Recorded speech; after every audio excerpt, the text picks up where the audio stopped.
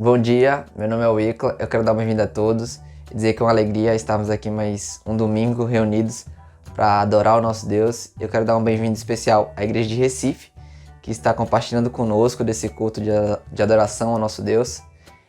Quero te chamar a se sentir à vontade, a falar no chat, comentar e se inscrever nas nossas redes sociais, tanto no Facebook, quanto no YouTube, quanto no Instagram. Compartilhe esse link para os seus amigos, para os seus familiares. Se inscreva no nosso canal, ative a notificação, o sininho, porque quando a gente estiver começando a nossa live, ele vai te notificar, ele vai te avisar. E gostaria de te encorajar a separar o suco e o pão no momento da nossa Santa Ceia. E, de verdade, aproveite ao máximo o que Deus tem para dizer para você nessa manhã. Obrigado e seja bem-vindo. Bom dia, irmãos e irmãs. Vamos cantar a Deus uma canção que é a canção Cântico Celeste.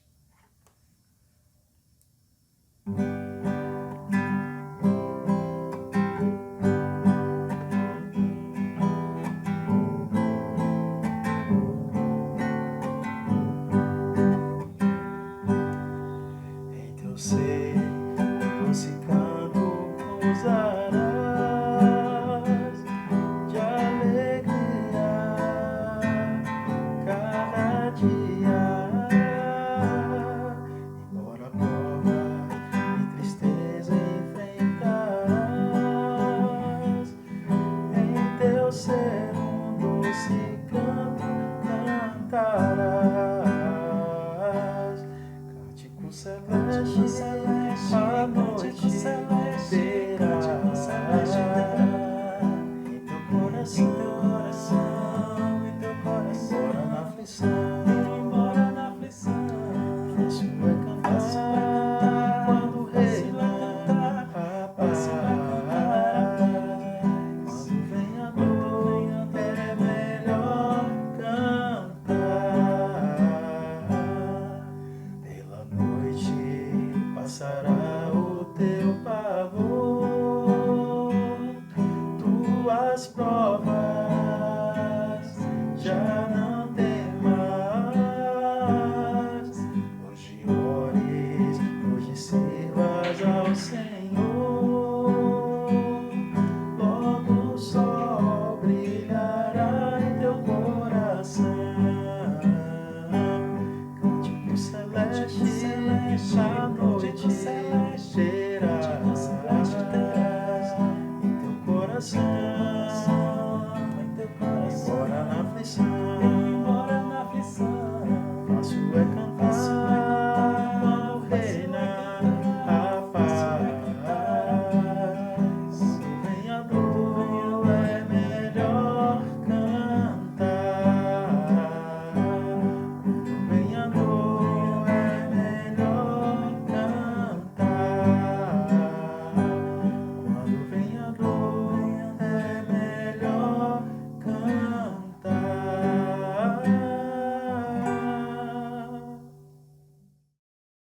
Bom dia, meus irmãos, minhas irmãs de Recife. Bom dia também, meus irmãos, minhas irmãs de Salvador. Vamos louvar ao nosso Deus.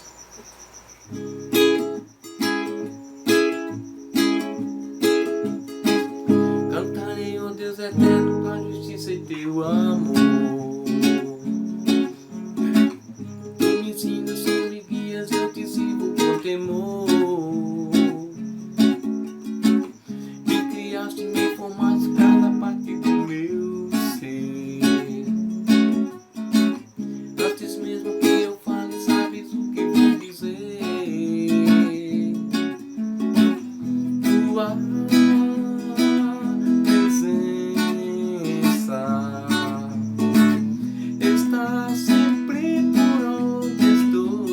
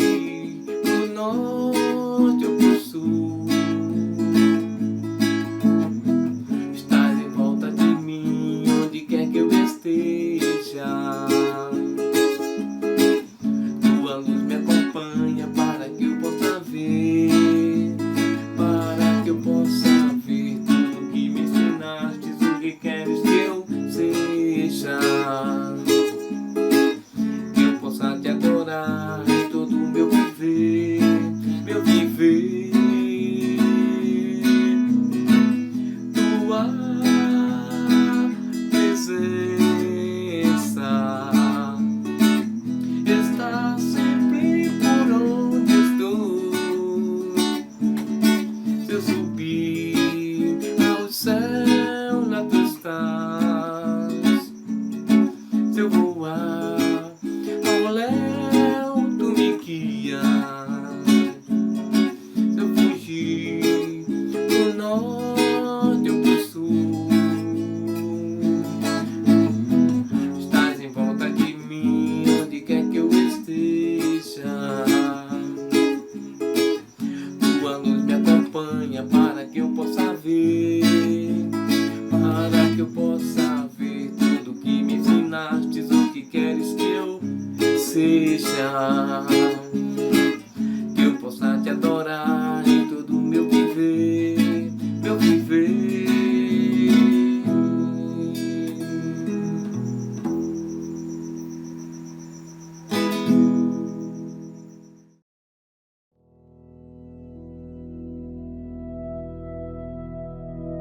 Bom dia, meus irmãos. Aqui é o Robson, da Igreja de Recife. Essa é a minha família. Para nós é uma grande alegria poder saudar cada um de vocês, irmãos de Salvador e Recife. A saudade é grande. Que Deus abençoe a vida de cada um de vocês, tá? Irmãos, esse é um momento mais que especial. É o momento da Santa Ceia, momento em que vamos adorar o nosso Deus exclusivamente por causa do nosso Senhor e Salvador, Jesus Cristo. E eu gostaria de compartilhar uma escritura com vocês, que está lá em Colossenses 2, versículo 9 e 10. Colossenses 2, versículo 9 e 10.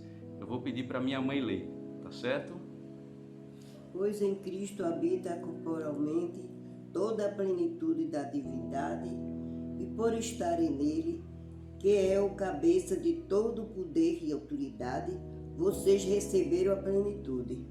Amém. Amém. Essa escritura fala, irmãos, que em Cristo há toda a plenitude, toda a satisfação, toda a completude, toda a santidade está em Jesus. E por causa dele, nós também temos essa plenitude.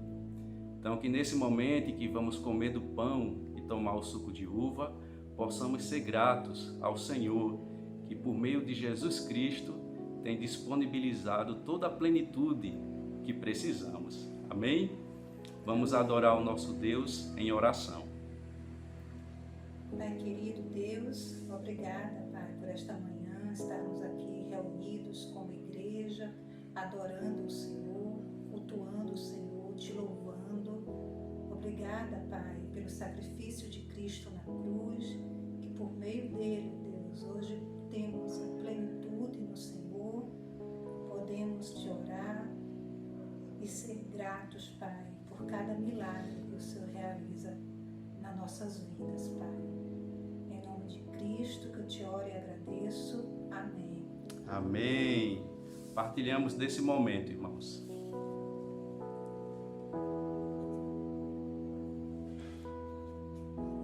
Toda a honra e toda a glória ao nosso Senhor Jesus Cristo. Amém? Amém.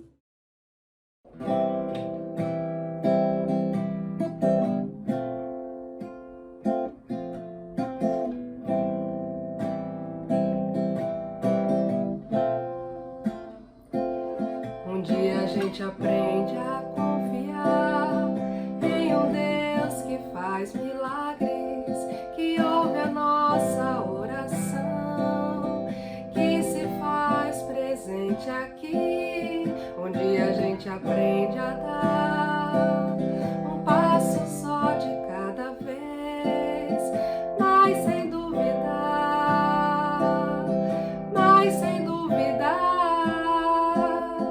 que Ele continua sendo bom, que Ele continua sendo Deus, que Ele continua sendo bom, que Ele continua sendo Deus.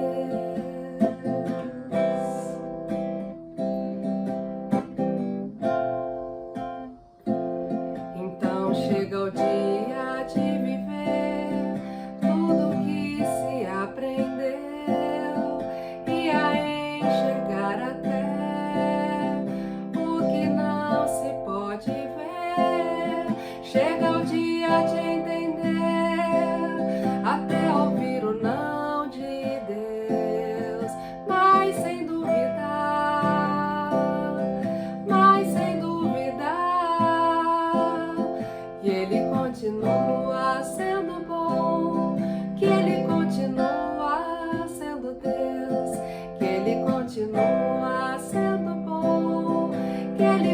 continua, que Ele continua sendo bom, que Ele continua sendo Deus, que Ele continua sendo bom, que Ele continua sendo Deus.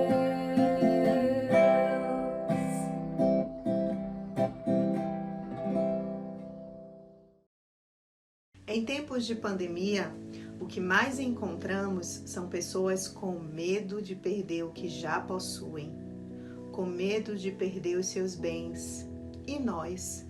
Como é que o povo de Deus tem se colocado diante dessa situação, desse estado de pandemia já indo para quase 2 anos?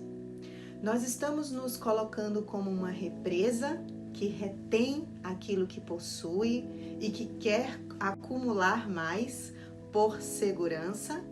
Ou nós estamos nos colocando como um rio que vai e que as suas águas chegam onde as pessoas de fato estão precisando, onde as suas águas fazem com que as pessoas tenham esperança novamente, que tenham fome saciadas, que tenham as necessidades básicas assistidas? Eu animo vocês, meus irmãos, a minha família da fé, o reino celestial do Senhor aqui na terra, em obedecer, em seguir escolhendo ser um rio que deságua e chega a quem precisa, em obedecer as Escrituras, como fala aqui em Efésios. Sigam o exemplo de Deus em tudo quanto fizerem, como filhos muito amados.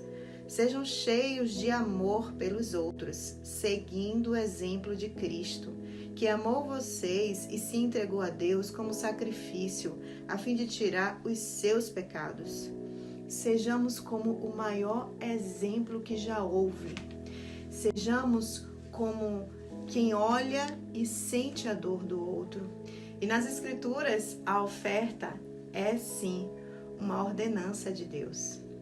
E se a gente for parar para pensar, a matemática no reino de Deus, ela é reversa. Quanto mais a gente dá, quanto mais a gente partilha, quanto mais a gente divide o que a gente tem, quanto mais a gente obedece, mais a gente recebe. Mais nos tornamos dignos de Deus abençoar ainda mais o nosso trabalho, o nosso esforço, a nossa dedicação, aquilo que estamos ali diariamente dedicando tempo, energia para o nosso sustento, para o sustento da nossa família. Sejamos unidos a um único propósito: obedecer. Ofertar é obedecer. Oremos. Pai amado, Deus querido, muito obrigada pela oportunidade de refletirmos, Pai, onde está a nossa confiança, onde precisa estar a nossa fé, de onde vem a nossa segurança. É do Senhor, Pai. Eu oro que o nosso coração esteja completamente seguro nas Tuas mãos. Que busquemos no Senhor, Pai, tudo o que precisamos para nos mantermos firmes e em frente, Pai, seguindo e obedecendo ao Senhor, ofertando ao Senhor, Pai, o que temos de melhor, obedecendo às Escrituras e buscando estar cada vez mais perto de Ti. É em nome de Jesus Cristo que eu te oro e te peço essas coisas. Amém.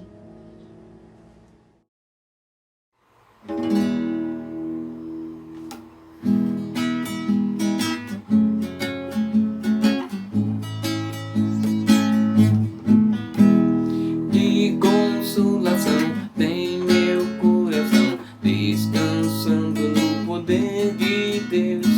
Ele tem prazer em me proteger, descansando no poder de Deus. Descansando nos eternos braços do meu Deus, por seguro, descansando no poder de Deus. Sempre afante bem contente estou, descansando no poder de Deus. Tudo hei de vencer pelo seu poder, descansando no poder de Deus. Descansando nos eternos braços do meu Deus, vou seguro, descansando no poder de Deus. Lutas sem cessar, hei de atravessar, descansando no poder de Deus. Não me deixará, mas me susterá, descansando no poder de Deus. Descansando nos eternos braços do meu Deus, vou seguro, descansando no poder de Deus, descansando nos eternos braços do meu Deus, vou seguro, descansando no poder de Deus. Bom dia a todos, bom dia aos nossos irmãos, nossos amigos que estão nos assistindo em todo o Brasil. É sempre muito especial e muito bom estarmos juntos adorando a Deus em cada manhã de domingo. Queria chamar todos para fazermos uma oração juntos. Vamos orar. Nosso bom Deus, é um privilégio poder estar na sua presença e orar ao Senhor. O Senhor é grandioso, majestoso e o Senhor tem cuidado de cada um de nós. Obrigado pela sua proteção e a provisão em todo o teu reino, na tua igreja e em cada família. Obrigado, Senhor, pela minha família, a família de todos aqui, que o Senhor protege contra o coronavírus, Pai. Todas as famílias que têm seus parentes, seus queridos com vírus ou internado, que o Senhor cuida com seu poder em todos os lugares do mundo. Agradecemos e confiamos no Senhor e oramos gratos em nome de Jesus. Amém. Esse domingo vai ser tão especial porque nós vamos ter nossos irmãos de Recife conosco. Queria dar um bem-vindo para todos vocês. Bem-vindo também para os irmãos aqui de Salvador. É tão bom poder estar junto em comunhão as duas igrejas, celebrando e festejando na manhã de domingo ao nosso Deus Todo-Poderoso. E também hoje nós teremos um grande amigo que vai estar pregando para nós, um grande amigo da grande cidade de Brasília, o pai de Luísa e também da Laura, as grandes meninas que a gente gosta muito, amiga da Maria Gabriela, e também o marido e grande esposo da Patrícia do Bock. Obrigado por essa família que ajuda muito no reino de Deus. E obrigado, Daniel, por você pregar para nós nessa manhã. Com certeza Deus vai te usar para ensinar a todos nós nessa manhã. Prega para nós, meu irmão. Muito obrigado. Bom dia, maninhos da Bahia, de Salvador, maninhos do Pernambuco, do Recife e quem mais do Nordeste estiver por aí. Claro que a gente gostaria de estar pertinho, dando aquele cheiro, mas sinta aqui esse cheirinho digital que pode ser até melhor do que o cheiro presencial, ainda que não tão gostoso, não é verdade?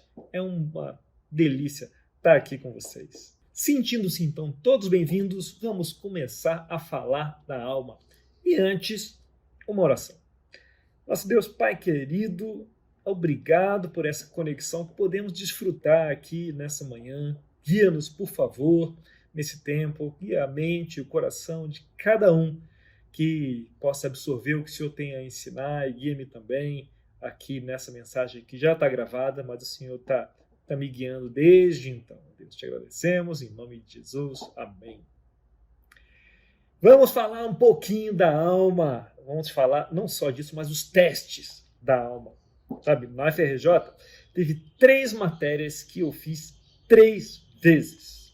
3 vezes. Demorei a passar naquelas avaliações e eu não gostava de fazer aquelas avaliações, nem daquelas matérias, não é à toa que eu fiz 3 vezes. Você gosta de ser testado? Normalmente a gente não gosta de ser testado, porque o teste acaba separando a gente, né? Separando aqueles que têm sucesso daqueles que não têm. Ou então pior, separa aqueles que ok, que é esperado que você passe, daqueles que não servem para nada. E aí o teste cria um monte de ansiedade, né? E exacerba, né, nossas dificuldades, cria problema com a autoestima, né? Muitos de nós não gostamos de ser testado de jeito nenhum. O segredinho aqui, eu gosto de ser testado. Né? Eu tenho problemas com autoestima, né? Eu costumo dizer que a minha autoestima é com L, né? Pode ter uma afinidade com orgulho aí, mas não quero entrar nesse mérito agora. Pra você ter uma ideia, eu me diverti muito estudando para concurso. Apesar de ser uma época que eu não tinha grana para nada, eu gostava dos testes, eu gostava dos simulados, eu gostava daqueles testes onde eu via não só a minha nota, como o resultado de todo mundo, porque aí eu podia me comparar. E eu adoro um espírito competitivo, sabe? Adoro um esporte onde eu posso ganhar ou eventualmente perder. Como diz a Patrícia, eu não sou um bom vencedor. Então eu comecei a fazer simulados rapidamente. Comecei a estudar para o concurso e eu queria fazer simulados que eu queria testar. E eu comecei a fazer simulados muito antes do que eu deveria. Normalmente, as pessoas faziam simulados depois de 1 ano estudando, 8 meses. Eu não tinha nem 3 meses estudando para concurso, eu já me inscrevi e comecei a fazer simulados. E eu gostava ali de ver se eu conseguia não ficar em último lugar na comparação, porque eu estava absolutamente despreparado, né?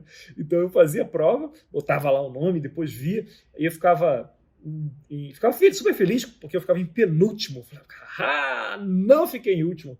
E eu nem entendia direito os enunciados das questões. Isso é para você ter uma ideia do quanto eu gosto de teste. Eu olhava aquele 40 nomes e eu quase em último pensava, são esses aqui que eu vou passar. Né? E, bem, eventualmente houve um concurso, boa parte de quem estava preparado passou, né? E no ano seguinte eu realmente fui melhorando bastante ali e me divertindo tremendamente com aqueles testes. Mas teste, normalmente a gente não gosta de ser testado, e outros tantos testes eu também não gostei nada de fazer, né? Somente quando o meu valor ali estava em jogo, minha percepção de valor, né, estava em jogo. Só que, como costuma acontecer, quando a gente está falando do reino de Deus, onde Deus reina, há uma diferença nos testes, nas provas. E para isso, vamos dar uma olhadinha lá em Mateus 3:16, a gente vê uma situação muito curiosa. Mateus 3:16, 17 diz assim: assim que Jesus foi batizado, saiu da água. Naquele momento os céus se abriram e ele viu o Espírito de Deus descendo como pomba e pousando sobre ele. Então uma voz do céu disse: este é o meu filho amado, em quem me agrado. Legal, né? Imagina você estar ouvindo essa voz do próprio Deus, essa aprovação, né? Aprovação do próprio Deus. Então, Jesus super contente. E aí, exatamente no verso seguinte, que é em Mateus 4, verso 1, diz assim: então, Jesus foi levado pelo Espírito ao deserto para ser tentado pelo diabo. Ou seja, depois dessa aprovação, então, meu filho, eu me agrado muito de você. Vai ser tentado, vai ser provado. Né? E Jesus foi encarar o Enem dele, né? E não só assim, né? Ele precisou no fim desse tempo todo fazer uma prova oral e não foi com qualquer examinador, né? Foi com o adversário dele. Né? Então, eu quero focar aqui na segunda questão dessa prova oral.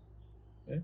Aqui, Mateus 4, 5 e 6. Então, o diabo o levou à cidade santa, colocou-o na parte mais alta do templo e lhe disse: se você é o Filho de Deus, jogue-se daqui para baixo, pois está escrito: ele dará ordens aos seus anjos a seu respeito, e com as mãos eles o segurarão, para que não tropece em alguma pedra.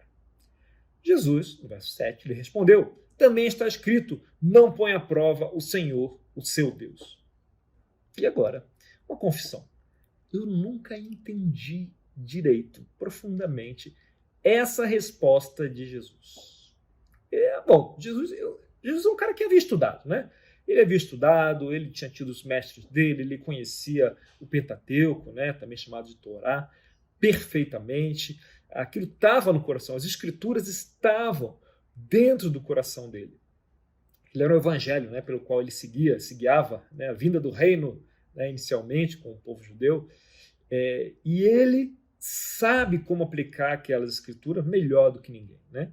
Então ele escolhe, quando o diabo fala para ele, se você é o filho de Deus, jogue-se daqui de cima e os anjos o segurarão, ele escolhe responder com uma escritura que está lá em Deuteronômio, no capítulo 6, no verso 16, que é essa, né? Não ponham à prova o Senhor, o seu Deus. E essa escritura originalmente tem assim, no último, o Senhor, o seu Deus, vírgula, como fizeram em Massá.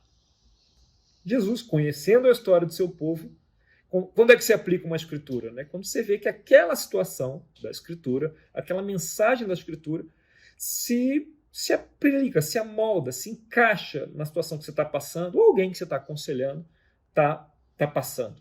Então Jesus conhece a história do povo dele e ele enxerga essa semelhança entre a situação dele aqui, dele ali, né, sendo avaliado diante dessa tentação, onde ele está no ponto mais alto do templo, sendo tentado a se jogar para ser amparado por anjos. Convenhamos, deve ser bem legal, né? Então ele compara aquele momento com o que o povo estava passando, o povo dele estava passando em Massá. Então você sabe o que passou em Massá, né? Não! Pois é, nossa memória não é a mesma. Né? Então vamos ver o que aconteceu por lá. Né? Nesse momento, o povo tinha saído do Mar Vermelho, né? Tinha aberto o Mar Vermelho, fechado, e ele estava a caminho do Sinai. E onde haveria, né, mais informação, mais alianças. E Deus queria, então, testar o seu povo. Olha os testes aí, né? Ele queria testar o seu povo. Só que os testes de Deus são testes diferentes. Deus testa o seu povo para experimentar. A palavra é para yadá, do hebraico. Né? Yadá, o seu povo. A palavra ele testa, não para passar ou reprovar. Né? Na mente do Oriente Médio, a mente ali do Oriente, é assim. Quando você passa por uma prova, um teste, ele serve para que Deus possa experimentar o que está em seu coração. A palavra yadá é uma palavra muito ampla, né? O hebraico, você deve ter percebido, né? Falar, essa palavra em hebraico pode querer dizer isso. Então, yadá, esse conhecimento é um conhecimento íntimo, tão íntimo que tem até uma conotação do casamento, né? Uma conotação sexual. Adão e Adá, Eva, e ela concebeu. Né? Esse é o Yadá tem esse espírito de conhecer profundamente. Então Deus testa o povo para Yadá, para conhecê-lo profundamente, conhecer o seu coração profundamente e, claro, para que o povo se conheça profundamente. Algumas coisas você só percebe experimentando, mais do que sabendo, né, recebendo a informação. Precisa experimentar para conhecer bem. Estava temperando um peixe semana passada e a Paty falou, usa esse alho aqui. Era um alho que tinha ficado o dia anterior. E aí eu falei, legal, o alho aqui. E eu peguei o alho e ia botar no peixe. E eu pensei, será que esse alho está com sal? Eu falei, Paty, esse alho já está com sal? Ele falou, experimenta. Eu falei assim, como experimenta? Assim, põe na boca. Eu falei, vou botar na boca esse alho cru com sal? Eu não. Olha, eu vou partir do pressuposto que não tem sal, tá bom? Aí ele olha para mim com uma cara de decepção. Tá bom, dá aqui. Aí pega, põe na boca e falou, tem sal. Tá? Então, beleza, não preciso colocar mais sal. Por não ter experimentado, quase que eu coloco sal 2 vezes. E agora você tem uma pequena amostra de como são minhas habilidades culinárias. Então, aqui são 3 testes que o povo iria passar, segundo a tradição, né, segundo os mestres os judeus ensinam, do Mar Vermelho para o Monte Sinai. Teste do coração, teste da alma e o teste de força. Né? E eles já haviam passado aqui nesse momento pelo teste do coração, as fontes de Mara, né, onde as águas eram amargas, aí Moisés jogou um arbusto e as águas ficaram boas. Se tiver mais curiosidade sobre isso, pode ir lá no podcast Proposta e Resposta de Deus, no episódio 23, que está bem explicadinho lá. O segundo teste é o teste da alma, nafesh, a alma, que é o que nós estamos investigando aqui. Né? Então vamos lá para Êxodo 16, 1 a 3. Toda a comunidade de Israel partiu de Elim e chegou ao deserto de Sim, que fica entre Elim e o Sinai. Foi no 15º dia do 2º mês, depois que saíram do Egito. No deserto, toda a comunidade de Israel reclamou a Moisés e Arão. Disseram-lhe os israelitas: quem dera a mão do Senhor nos tivesse matado no Egito. Lá nos sentávamos ao redor de panelas de carne e comíamos pão à vontade. Mas vocês nos trouxeram a esse deserto para fazer morrer de fome toda esta multidão. Nesse ponto, eles começam a reclamar de novo, né? E a maioria de nós pensamos: caramba, não é possível. Será que eles não aprenderam nada? Não é? Nós estudamos isso, né? E quando nós lemos as Escrituras, a partir do nosso quarto, da nossa caminha, às vezes lá nos travesseiros, um cobertorzinho, no ar-condicionado, com aquela xicrinha de café ou de chá, uma tapioca quentinha com manteiga ali do lado. E a gente vê isso aqui e a gente lê, cara, esses judeus teimosos mesmo, não aprenderam nada, acabaram de ver o Mar Vermelho se abrindo, acabaram de ver a água amarga se transformando e já estão reclamando de novo. O povo reclamou. Eu nunca viajei como eles pelo deserto. Quando estive lá em Israel, eu viajei pelo deserto, verdade, mas não como eles, porque eu estava no ônibus acolchoado, com ar-condicionado, não é? Com a aguinha na mão, quando eu saía para o deserto ali, para caminhar para ver algum ponto. Tinha outra aguinha no ônibus, se precisasse. E eu sabia que quando voltasse para o hotel, ia ter um banho também quentinho, gostoso, ia ter um buffet me esperando para janta. Então, não posso dizer que eu viajei pelo deserto da mesma forma com eles. Não dá para imaginar a sede que eles estavam passando. Aqui em Brasília, que é seco, dá para ter uma sombrinha do que é se você estiver sem água. Eu fui correr, fazia um tempo que eu não bebia água, a garganta começou a arder aqui por dentro. Eu interrompi mais cedo para casa, estava muito incômodo. Então, imagina eles, além de sentir isso tudo, eles não sabiam quando ia ter alívio, né? Quando iam chegar. Então, esse é o contexto que eles estavam ali ao reclamarem com Moisés. E esse também é só um dos pontos onde eles reclamaram, né? Agora, se nós formos realmente honestos, talvez nós vamos pensar que talvez nós pudéssemos reagir de uma forma um pouquinho parecida com eles em alguns desses momentos, né? Eu lembro também de estar num voo, um voo, né, de avião normal, que era algo que acontecia antigamente. Então eu estava a bordo e eu tinha planejado para aquele voo, né? Era 1h30 de voo, né? Eu ia trabalhar um pouco, ia ler, e quando fui ligar o entretenimento de bordo, estava quebrado, né? No meu lugar lá não funcionava o entretenimento de bordo. E eu fiquei bravo.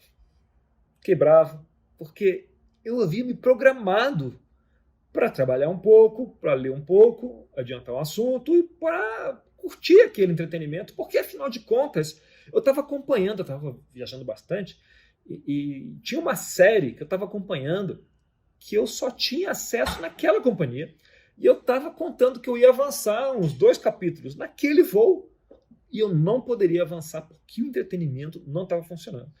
E eu fui obrigado, então, a ler a revista que eles colocam lá à disposição. E eu, então, falei, já que tem isso, então eu vou fazer isso.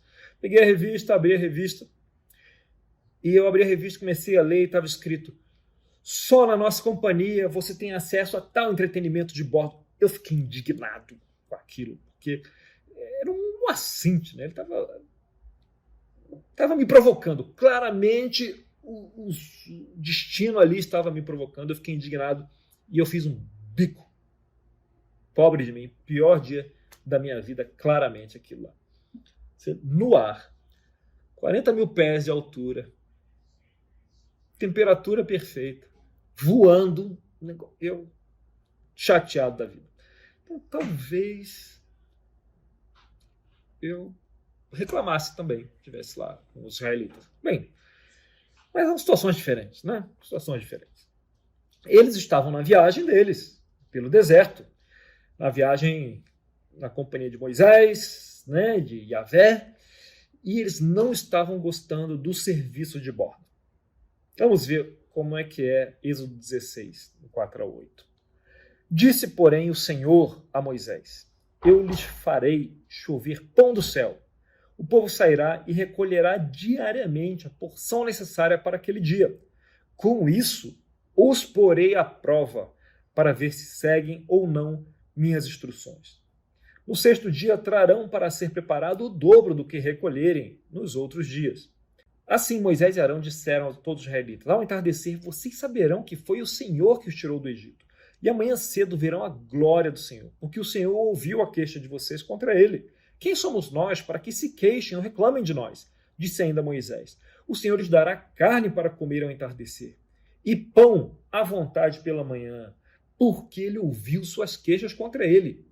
Quer dizer, chamaram o gerente, né? Serviço de bordo fraquíssimo. Quem somos nós?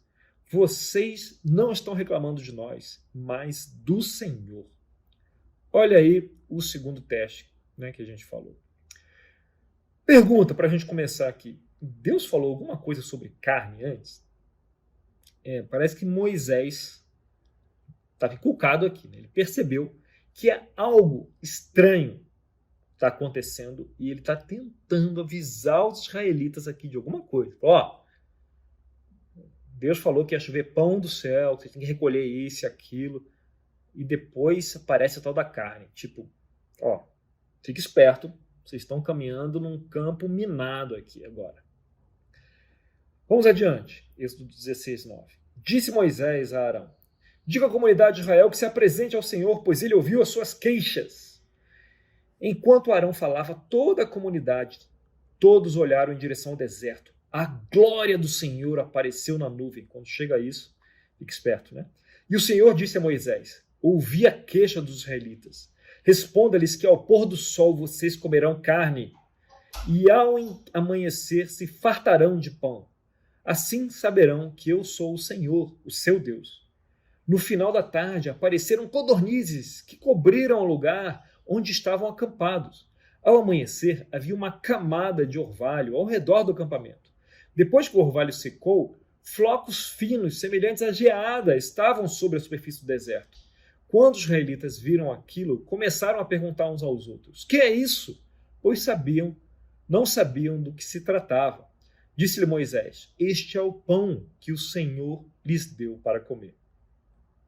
Começaram então a perguntar uns aos outros: manhá, manhá, o que é isso, né? O que é isso em hebraico? Manhá, manhá, manhá, manhá. Ninguém sabia o que era, então ficava manhá, manhá.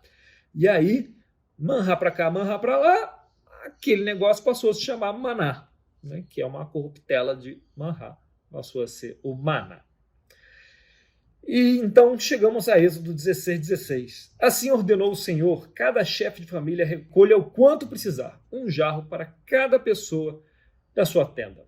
O teste, maná foi dado, e agora eles iam testar para ver se eles iam obedecer, né? Se eles iam seguir as instruções detalhadas de Deus.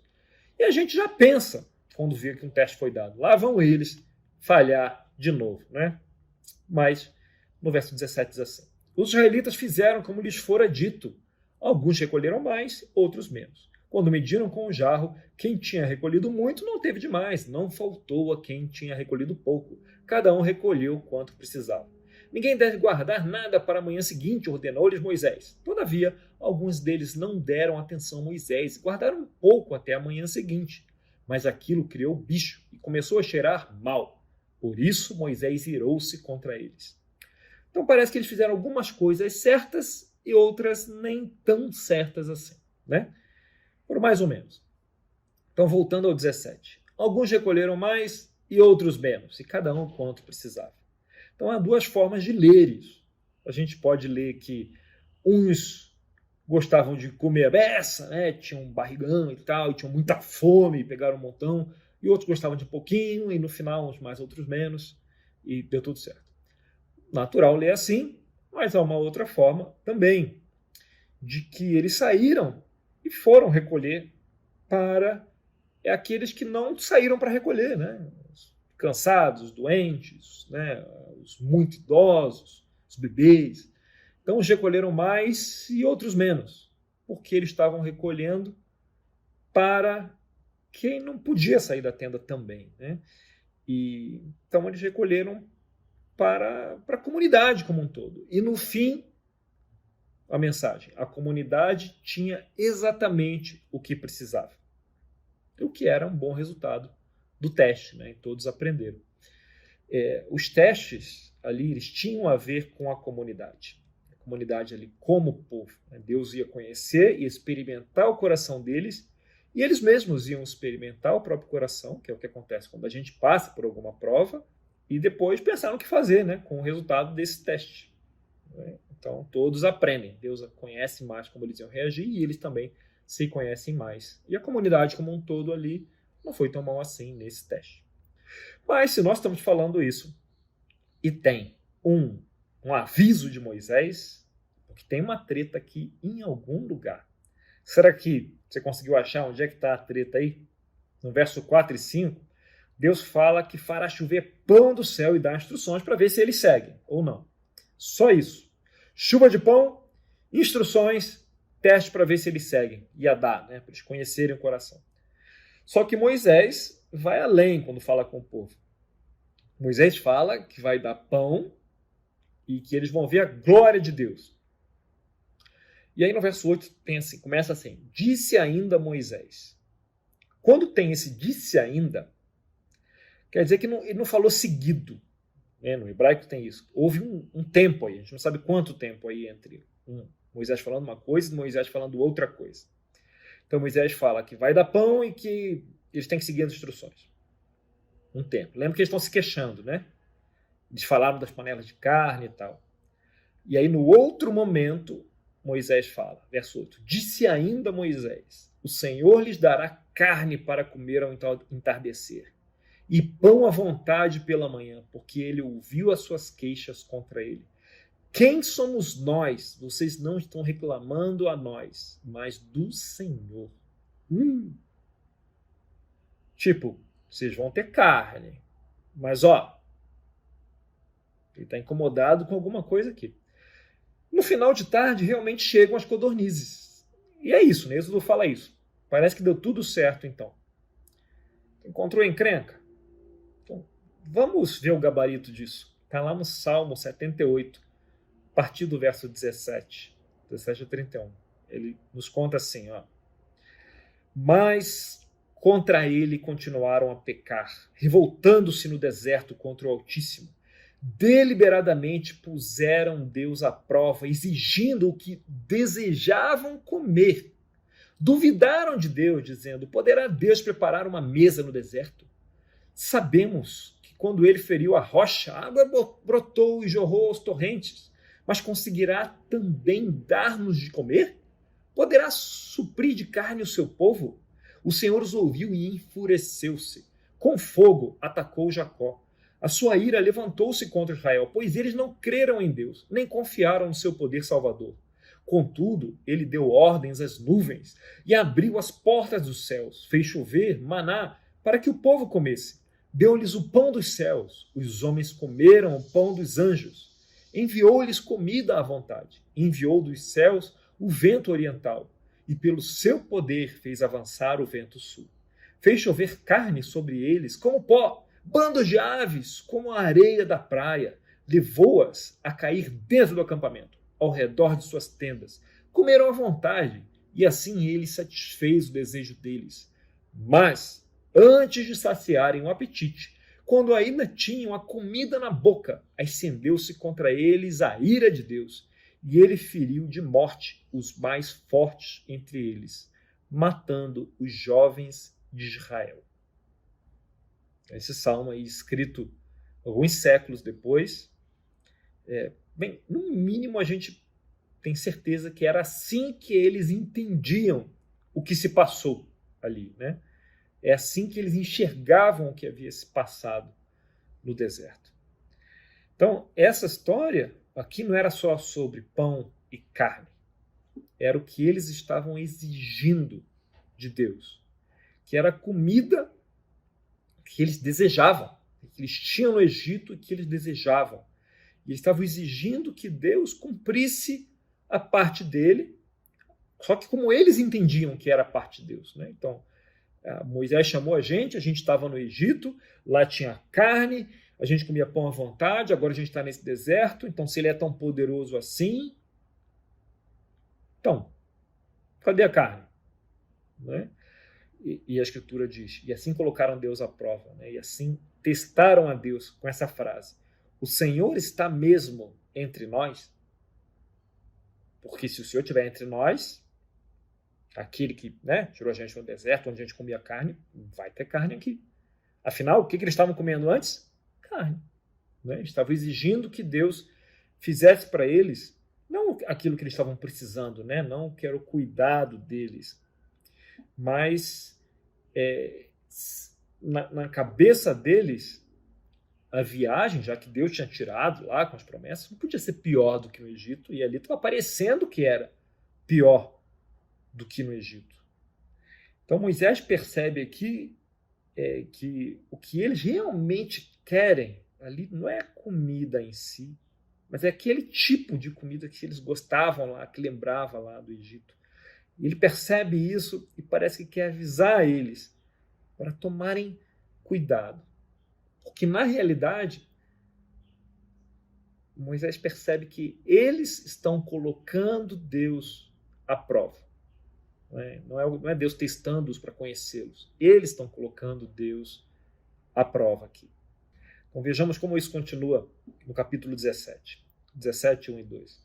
Toda a comunidade de Israel partiu do deserto de Sim, andando de um lugar para outro, conforme a ordem do Senhor. Acamparam em Refidim, mas lá não havia água para beber. Por essa razão, queixaram-se a Moisés, exigiram, dê-nos água para beber. Ele respondeu, por que vocês se queixam a mim? Por que colocam o Senhor à prova? De novo, né? Aparecendo a mesma ideia aí, de novo. Verso 3.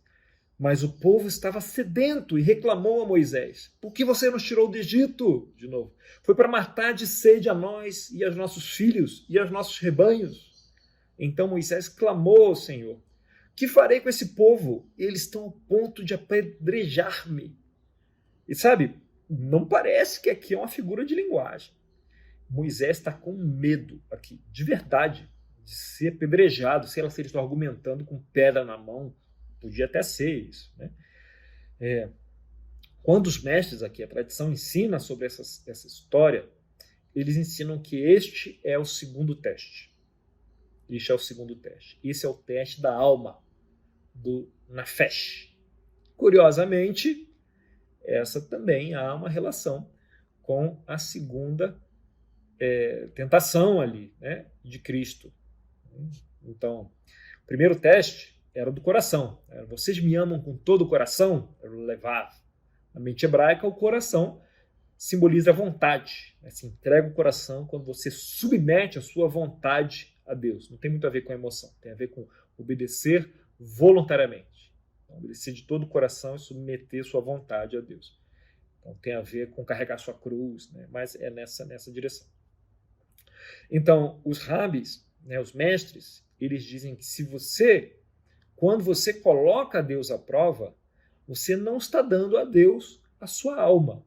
Uma vez que a sua alma é a sua essência. A sua alma é quem você é. Né? E quando você entrega quem você é a Deus, você não vai prová-lo. Então esse é o teste da alma. Né? Assim que eles ensinam até hoje, né, nos ciclos judaicos, sobre essa passagem. Então, nós experimentamos aqui, e nós experimentamos isso, um pouquinho disso, né, quando alguém nos testa, né, esse incômodo, né, um amigo, uma esposa, um marido, testa a nossa fidelidade, né, nos testa, nos coloca à prova a nossa fidelidade. Que eles estavam colocando aqui a fidelidade de Deus à prova. Deus é fiel, Eles estavam questionando isso aqui. Né? Quando alguém testa a nossa fidelidade, né, fica decepcionado, esposa, marido, mas será que você e tal me ama? E a gente ama, né? Pode ter uma questão de conflito aí, né? Mas imagina que você ama, você está lá, você está presente, e o outro está testando você. Né? Como você se sente aqui? Então a gente experimenta um pouquinho disso. Né? Da problemática do teste da alma, do nafesh, do outro está testando assim. Então, no meio disso tudo, eles estão no deserto lá, eles sentam e dizem, não, a gente não vai sair daqui até que Deus prove que ele é para nós. Então imagina Moisés pensando aqui, pô, vocês acabaram de comer o maná, tem milagre suficiente, tudo que vocês acabaram de vir, não é suficiente. Não, diga para Deus fazer de novo, a gente quer carne. Né? E aqui a água, né? Diga para Deus fazer de novo, a gente está com sede. E a resposta de Deus, né? Êxodo 17:5. Respondeu-lhe o Senhor, passe à frente do povo. Essa parte é legal, né? Passe à frente do povo. Leve com você alguma das autoridades de Israel e tenha na mão a vara com a qual você feriu o Nilo e vá adiante. Eu estarei à sua espera no alto da rocha que está em Horebe. Bata na rocha, dela sairá água para o povo beber. Assim fez Moisés à vista das autoridades de Israel. E chamou aquele lugar Massá, Massai, e Meribá, porque ali os israelitas reclamaram e puseram o Senhor à prova, dizendo, o Senhor está entre nós ou não? Olha a prova aí, para onde Jesus aponta, lá na tentação dele, né? Chamou aquele lugar de Massá e Meribá. Então, porque se o Senhor estiver entre nós, ele vai nos atender. Se o Senhor estiver entre nós, ele vai nos atender. E o serviço vai ficar melhor, né? Como é o combinado. Quer dizer, o combinado que eles haviam entendido, né? Na cabeça deles. Então, em observação aqui, né? Essa rocha que está em Horebe, ela é um outro nome, mais chique, para Sinai. Né? Na verdade, Horebe é a região, e Sinai é o monte, é a rocha do Senhor. E olha só, de Refidim até lá, eles estavam lá no início em Refidim. De Refidim até essa rocha, né, do Monte Sinai, a distância varia. Né, o ponto mais tradicional, tem 19 pontos onde acreditam que pode ser o Monte Sinai, o mais tradicional fica a 27 quilômetros, e se for o mais próximo, ficariam 18 quilômetros. É uma bela caminhada, né? Trekking no deserto aí, né? Então Moisés passe à frente do povo e vá até a rocha. Dá para meditar bastante ao longo dessa caminhada toda, né? Então ele ia caminhar à frente do povo por toda essa distância, ia chegar lá e ia dar uma paulada na montanha. E a água deveria espirrar, né, com as autoridades de Israel para verem ali que ele estava falando por meio de Moisés mesmo, né? E a vara era o símbolo da autoridade, né? Era o símbolo de autoridade. O faraó tinha o cajado dele ali, Arão tinha, Moisés, né? Usavam aquela vara. Então, ele ia lá e com a vara, que era o símbolo de autoridade dele, ele ia até a rocha e Deus estaria lá esperando por ele. Ele fala, eu estarei à sua espera no alto da rocha.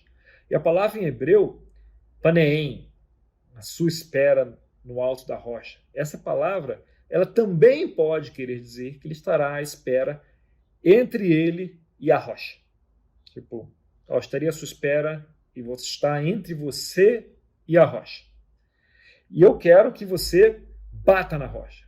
E a palavra é vaiá. Quero que você bata. E esse vaiá, não eu quero que você bata assim, na rocha. Tipo, dê uma paulada. Bata para matar. Tipo, você não bate na rocha de Deus de qualquer jeito. Você está na rocha de Deus.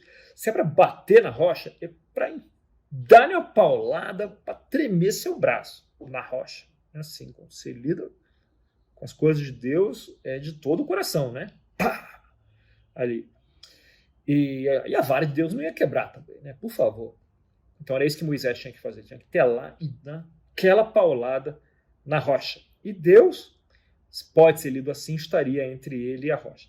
Se Deus está entre Moisés e a rocha, e Moisés vai bater na rocha, você pode se ler também que ao bater na rocha, Moisés estaria batendo em quem?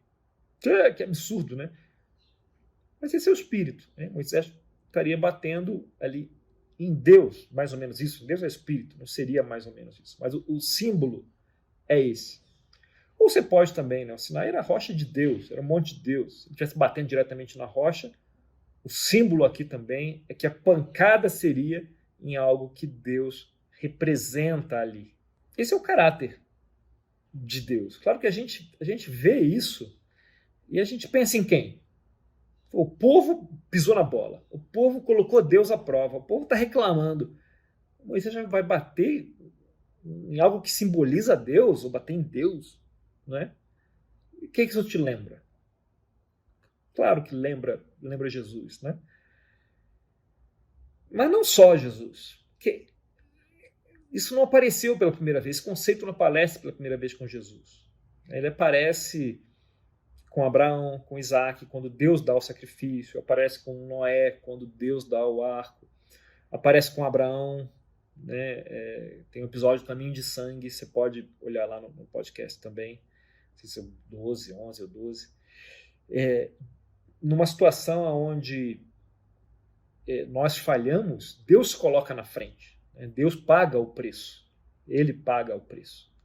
Então, aconteceu com Jesus, claro, o exemplo principal, o exemplo maior, o exemplo que é o fundamento da nossa fé, mas não é algo absolutamente novo. Pelo contrário, é algo que Deus já havia feito vez após vez ao longo da história, né? Afinal, o caráter de Deus é o mesmo e continua sendo o mesmo aqui. Então, Jesus, ele diz aqui, né? O segundo teste e a segunda tentação, né? Segundo teste. Com o segundo teste, Deus passa a conhecê-los mais. Ai, não sei se... Tipo, Deus vai me conhecer mais.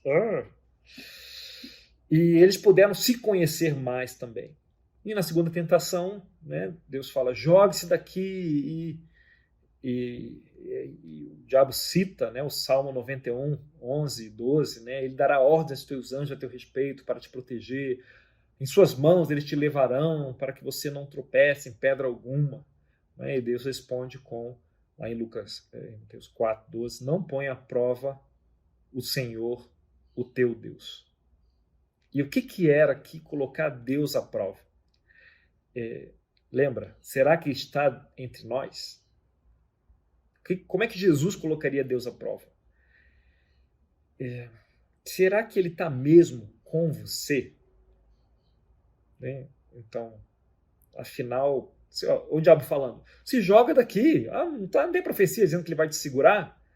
Jesus fala, não, mas se eu me jogar daqui, eu vou estar obrigando a Deus, eu não preciso me jogar daqui, mas se eu me jogar, eu vou estar obrigando a Deus a honrar com algo que ele inspirou lá atrás, e se ele não honrar, é porque ele não me ama ou não honra a sua palavra. Quer dizer, eu vou estar colocando Deus contra a parede, se eu me jogar. E isso é colocar Deus à prova.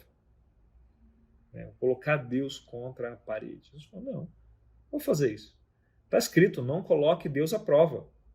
Citando Deuteronômio 6,16, que está escrito, como fizeram em Massá, né? Que é exatamente isso aqui. O que os israelitas fizeram? Não. Prove que ele está conosco. Como é que ele prova? Dando água, dando carne. Prove que ele está conosco. Colocaram Deus à prova. E era isso que Jesus não ia fazer ali, como os israelitas fizeram em Massá, em Meribá. Ali. Esse é o não colocar Deus à prova. E veja a situação de Jesus. Ele havia acabado de ser batizado. Deus falou com ele. Poxa, Deus falou comigo, eu acabei de ser batizado. Isso foi há 40 dias. Ele passou 40 dias no deserto, sendo tentado, não é? Ali, sem comer, sem beber. E você pensa que depois desse período todo,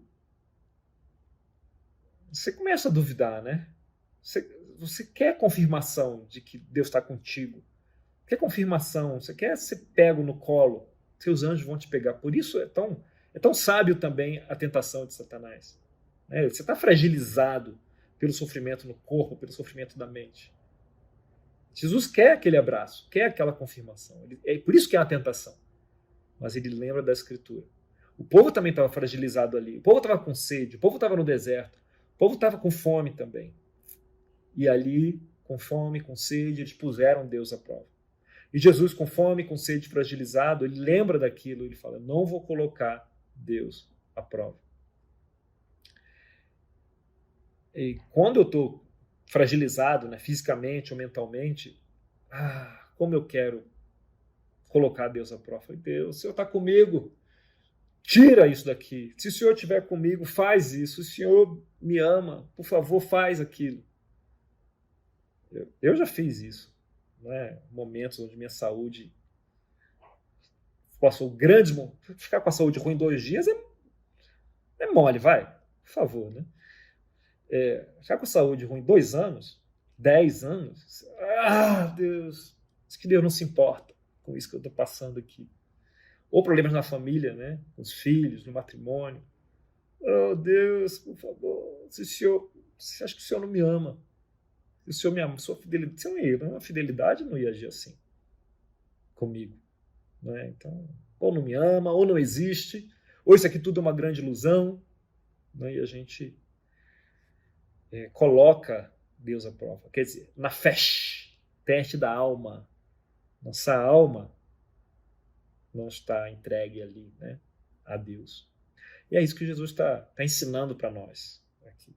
Assim, não coloque Deus à prova. Estou 40 dias, sofri, estou debilitado, estou triste, mas não vou colocar Deus à prova. Deus é fiel aqui.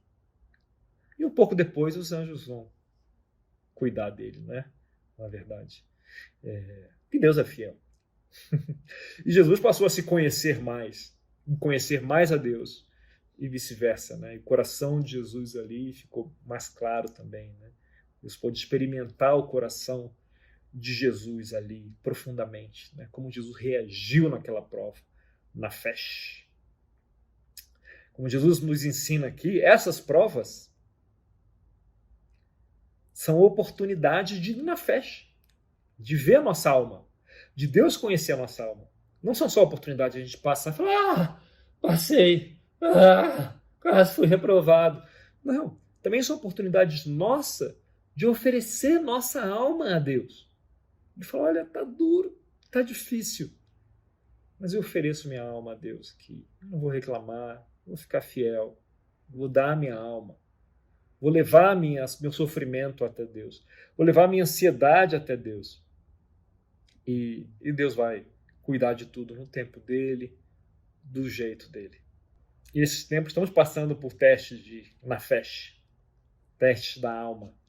Né? E Deus é fiel.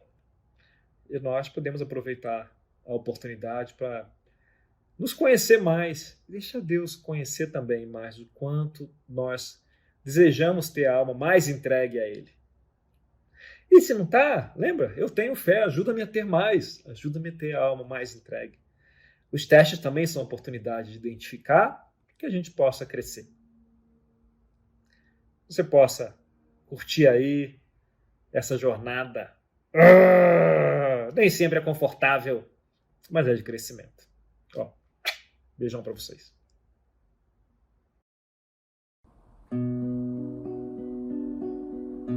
Porque dele, por ele, para ele são todas as coisas. Porque dele, por ele, para ele são todas as coisas. A ele a glória, a ele a glória,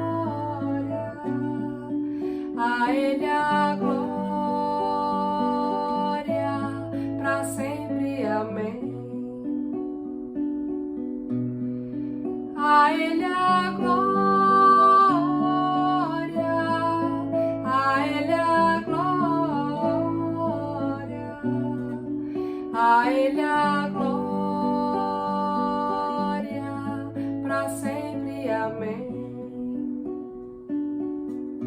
Quão profundas riquezas o saber e o conhecer de Deus,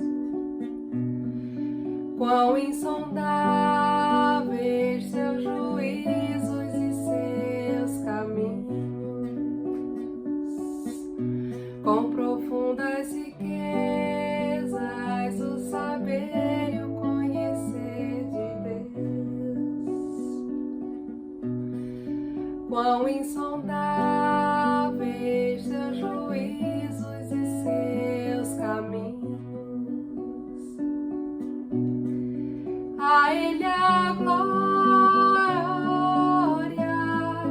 a Ele a glória,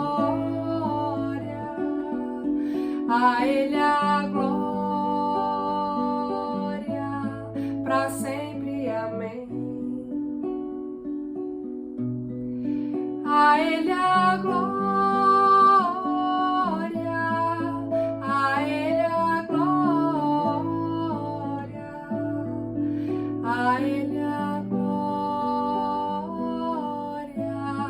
para sempre, amém. Muito obrigado, Daniel, pela sua mensagem. Com certeza vamos estar refletindo e essa mensagem penetrando em nossos corações, a gente vai ter mudanças cada vez mais para a honra e glória de Deus. Agradecer aos irmãos de Recife por poder estarmos juntos louvando ao Senhor. Agradecer a cada um que contribuiu, né? O Robson com a Santa Ceia, muito obrigado, Robson, o Aguinaldo com louvor, obrigado a cada um de vocês, a Patrícia do Boque cantando pra gente, os irmãos aqui de Salvador cantando pra gente também, muito, muito obrigado. Obrigado aos que estão nos assistindo, né?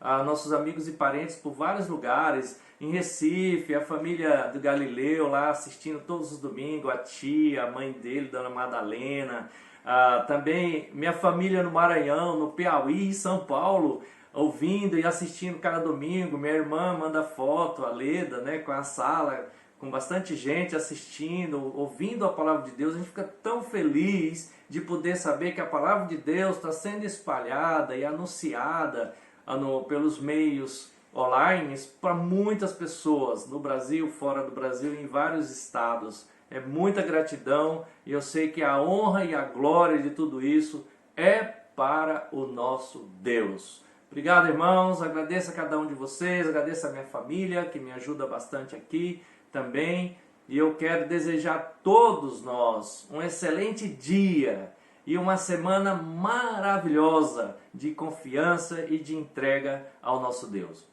Beijo para todos vocês, tchau e até a próxima.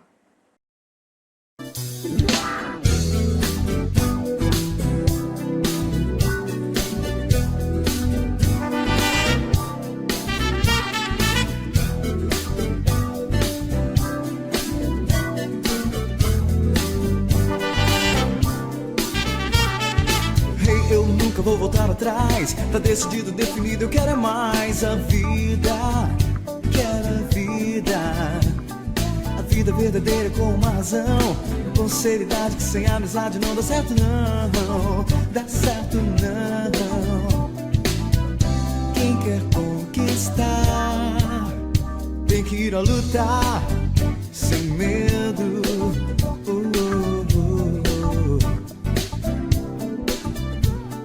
Então, meu caro, não dá pra parar. Com toda a coragem, com muita vontade, podemos voar. Vamos voar. Saindo do chão, animando seu irmão. Verá que a real felicidade tá na nossa mão. Na nossa mão. Não desça da cruz e verá a glória, a luz. A gente vai vencer. Não desista, conte o que há de bom. Cante em alto som. Faça a diferença, mostre seu valor. Marque muitas vidas onde você for. Seja a inspiração. Teu amor não é em vão.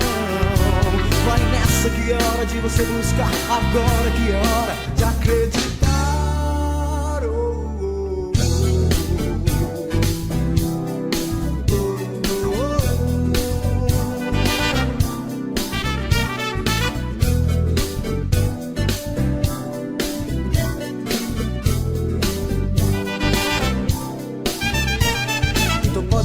A gente vai crescer, espalhar esse milagre pelo mundo. Você vai ver, você vai ver.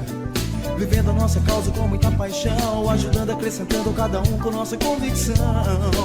A nossa convicção. Não basta sonhar, tem que ir a lutar, sem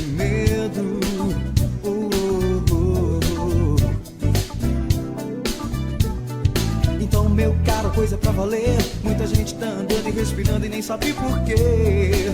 Sabe por quê?